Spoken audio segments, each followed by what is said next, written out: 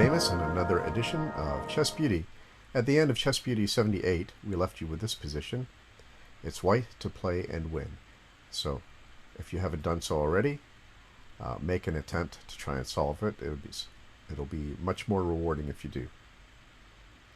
Okay, well, if you're a big fan of chess studies, you're probably already familiar with this one. This is a very famous and very beautiful problem.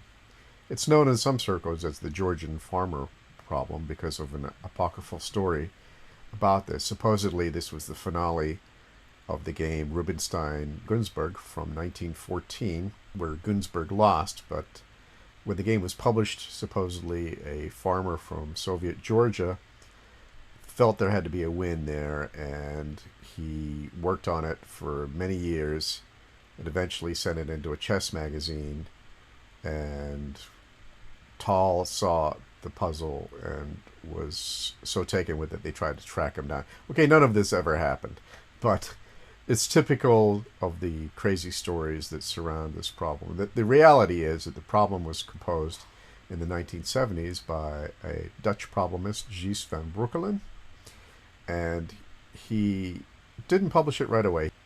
Jim Plaskett got hold of the puzzle and showed it to some strong masters and grandmasters at a tournament. No one could solve it, with the exception of Tal, who tried for 10 minutes, gave up, took an hour walk, and then he came back and he had solved the problem in his head, which is pretty remarkable. When you see the solution to the problem, you'll realize just how remarkable that is.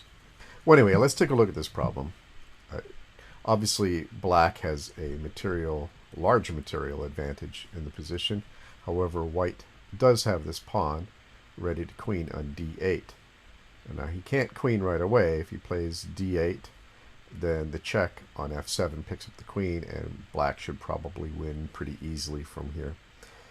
Okay, another try for white is to just take the knight on e5, preventing that pin, but it doesn't work because after king takes e5, bishop a5, knight takes e3, knight to b4, king to d6, trying to queen, bishop to b6, protecting that pawn, king to e7, king to g6, white queens, black takes, white takes, king to f6, king to d7, king to e5, knight to c2, king to e4, king to d6, king to d3, knight to a3, c2, forcing exchanges, exchange, exchange, exchange, exchange, king takes c5, and we have a book draw.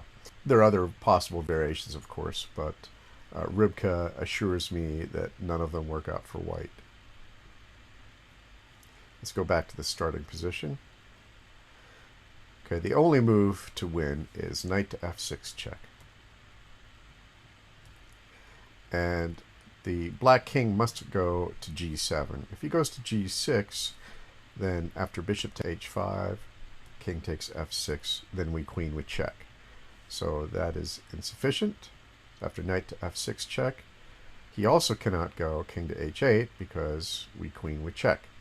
So the only square he has after knight to f6 check is king to g7. And now we continue the harassment of the black king, knight to h5. And again, black's choices are limited. He can try king to f7, but then we queen, and since he's occupying the f7 square, the knight fork is no longer available, and mate soon follows. Okay, so after knight to h5, he can try king to h7, and bishop to c2, check, knight to g6, and we queen, and mate follows.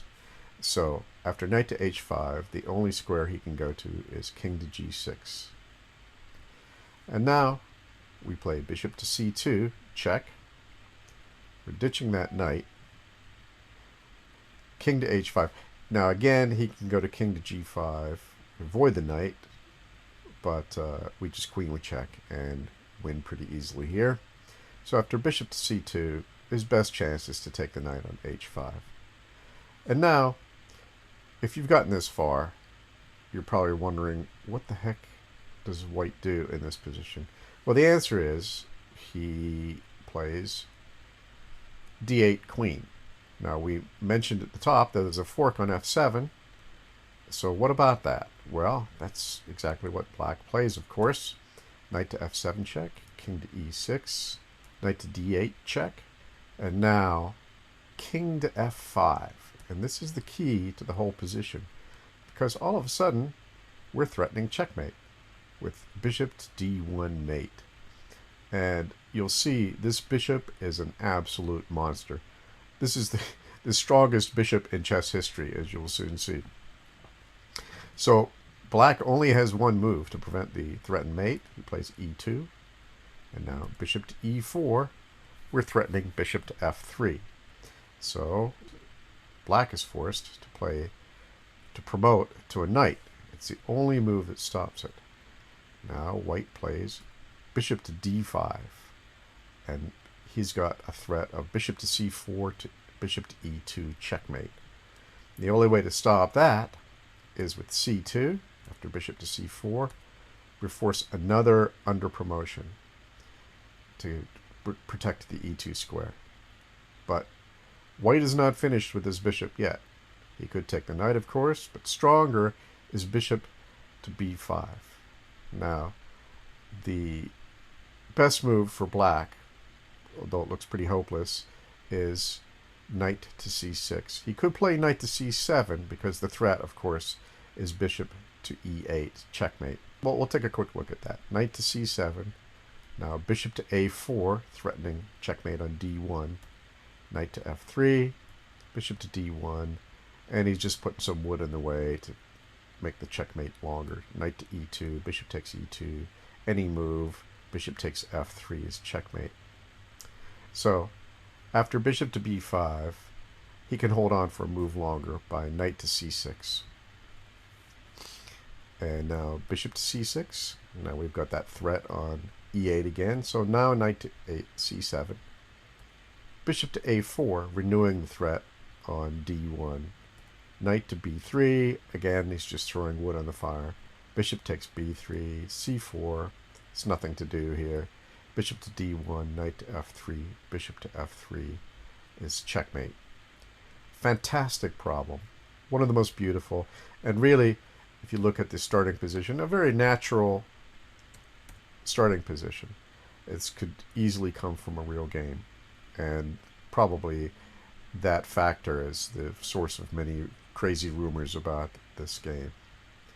Now, unfortunately, I could not find much in the way of biographical information for Gis Van Bruekelen. All I can tell you is that he is a known problemist. He's also an active chess player. I found a photograph. This photograph, as a matter of fact, is from 2013. So he's still active. He does not seem to have a FIDE rating, however. But it appears that he's active in Dutch chess. I wish I knew more about him, and I wish I knew some more of his studies. But there you go. Let's go ahead and look at our position for Chess Beauty 80. Okay, this is white to mate in 6. This is a problem, and we're going to examine a new theme. I like to explore all the different themes in problems. And I won't tell you the name of this theme because that'll actually give away the solution. But take a crack at it and see what you think. Thanks very much, and we'll see you in the next Chess Beauty.